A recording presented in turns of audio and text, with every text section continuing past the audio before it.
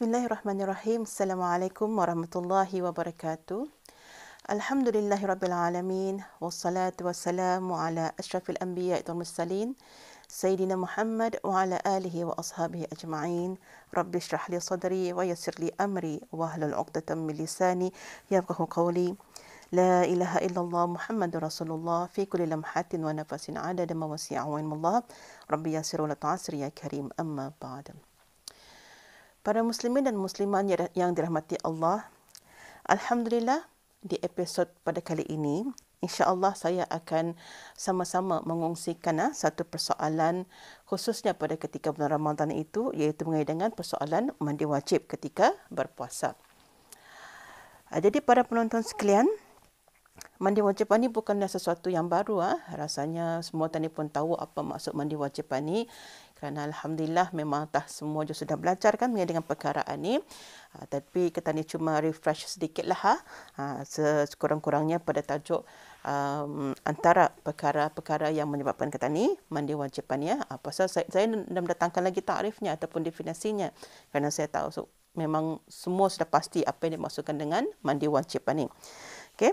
Jadi antara perkara-perkara yang mewajibkan mandi wajib ni, sama ada ia di bulan puasa kah ataupun bukan di bulan puasa pun masih lagi sama. Okay, jadi antara yang menyebabkan mandi wajib ni adalah yang pertama, kalau sekiranya ia komunita, iaitu kalau sekiranya ia didatangi haid ataupun sudah kering ataupun sudah habis haidnya ataupun nifasnya, kemudian wiladah. Kemudian kalau sekiranya melakukan jima, dan akhir sekali adalah kalau sekiranya seorang itu meninggal dunia. Jadi dalam keadaan-keadaan ini kita ni adalah diwajibkan untuk mandi wajib. Jadi mandi wajib ni juga ia ada syarat-syarat tersendiri, ada rukun-rukunnya, ada syarat-syarat tersendiri. Saya rasa ini pun bukanlah satu masalah bagi kita ni, semua sudah tahu. Cuma dalam konteks bulan Ramadan, mungkin akan timbul beberapa isu ataupun beberapa persoalan yang berkaitan dengan mandi wajib ni. Jadi antaranya yang mungkin timbul, yang pertama adalah kalau sekiranya kita ni perlu kepada melakukan mandi wajib pada ketika berpuasa. Jadi adakah macam mana kita ni melakukan di hari-hari yang lain pun, adakah sama juga dengan kita ni melakukan mandi wajib semasa puasa ni? Okey. Kemudian persoalan yang kedua adalah kalau sekiranya seorang itu perlu kepada mandi wajib tetapi ia lewat melakukannya, iaitu misalnya setelah waktu fajar terbit.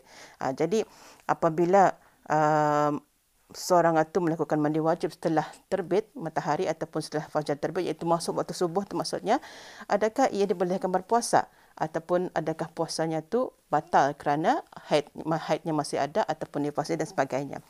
Okey. Jadi saya jawab dulu soalan ni satu demi satu. Saya jawab dulu yang ataupun kita ni sama-sama berkongsilah mengenai dengan persoalan yang pertama, iaitu mengenai dengan cara kita ni mandi wajib. Jadi sebenarnya cara untuk mandi wajib ni dalam apapun keadaan ia tetap masih sama. Macam mana kita ni mandi hari-hari biasa tu, di waktu-waktu biasa tu, sama juga dengan cara kita ni mandi semasa bulan Ramadan ni. Tiada berbeza. Okay? Jadi mana yang wajib itu dibuat, mana yang sunat itu dibuat, berapa. Cuma yang penting adalah kita ni ingati sahaja kepada syarat sah mandi wajib itu. Ada satu syarat sah mandi wajib itu perlu diperhatikan, iaitu syaratnya adalah untuk tani meratakan air ke seluruh tubuh badan. Ini jadi upaya-upaya. Kerana seperti mana kita ni tahu, kalau dalam puasa ni kita ni perlu menjaga anggota-anggota zahir kita ni, anggota-anggota yang terbuka. Misalnya macam hidung kita ni, telinga kita ni, dan lain-lain lagi anggota zahir lah. Hatta pada rambut pun, begitu juga di bawah kuku kita ni pun mesti semua diratakan air. Jadi persoalannya adalah, kalau kita ni mandi wajib itu, bagaimana cara kita ni menjaga supaya air itu indah masuk ke rongga-rongga terbuka, misalnya macam mulut atau bahapa, hidung kata ni atau bahapa.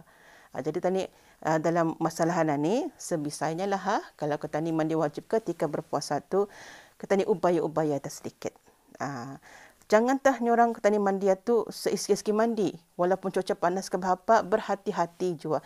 Jangan sampai ketani semasa ketani melakukan mandi wajib itu tiba-tiba air itu masuk ke anggota yang terbuka ni, rongga-rongga yang terbuka ni. Misalnya macam ketani mandi ke menyuci muka berapa. Tapi sengaja nak tu langap-langap. Anda tahulah kenapa. Mungkin juga kerana terselirnya air.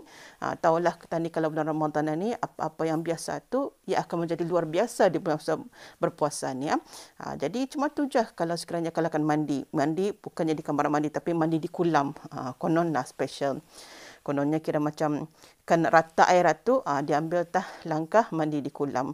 Tapi mencabur ke kolam tu dengan mulut dengan langap. Jadi anda boleh juga berhati-hati. Kerana syarat sah mandi wajib itu hanyalah ketani meratakan air yang cukup kepada anggota-anggota ketani. Bukan disyaratkan mesti air yang banyak. Jadi kalau ketani sekiranya mandi dengan air suak-suak atau apa bagai hos bomba akan memadam api, dah dapat. Kerana takut ada ihtimal ataupun kemungkinan bahawa air itu akan masuk kepada anggota yang terbuka ni. Jadi poinnya pada ketika mandi wajib semasa berpuasa ni, berhati-hati.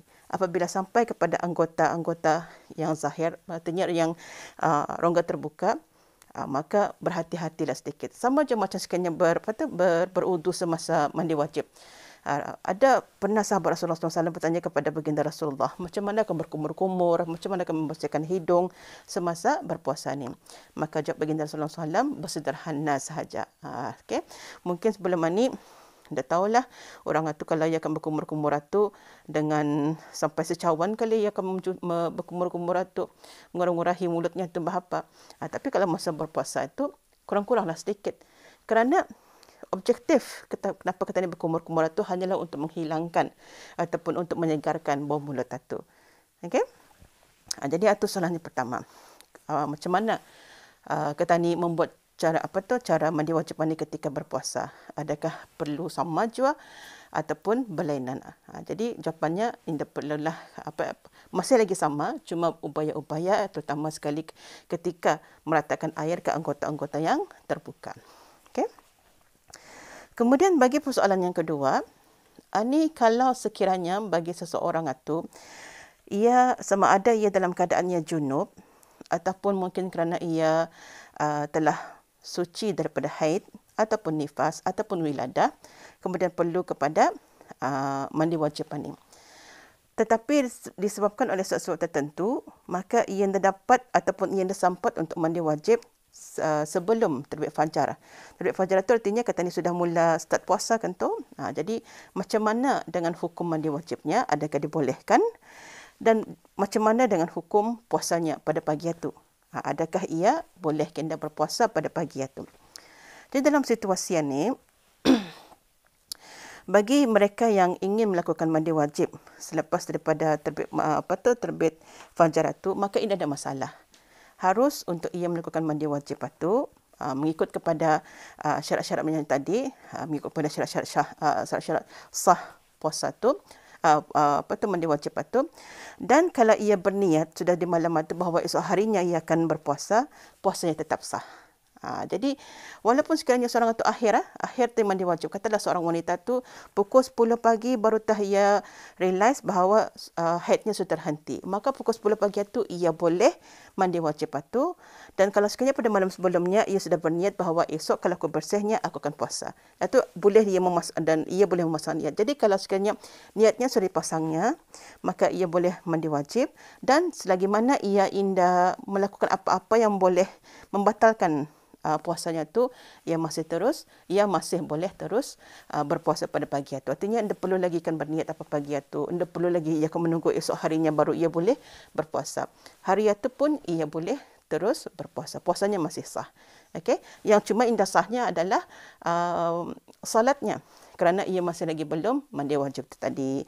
Manakala tadi kalau sekian tadi contoh saya tu, ia mandi wajib ni pada pukul 10 pagi itu, maka solat subuhnya sebisanya diqada.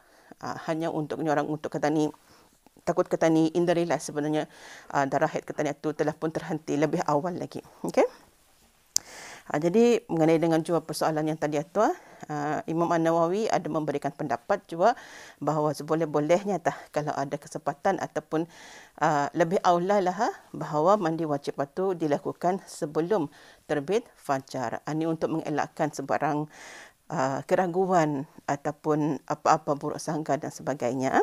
Jadi itulah mengenai dengan persoalan mandi wajib di ketika bulan puasa ni.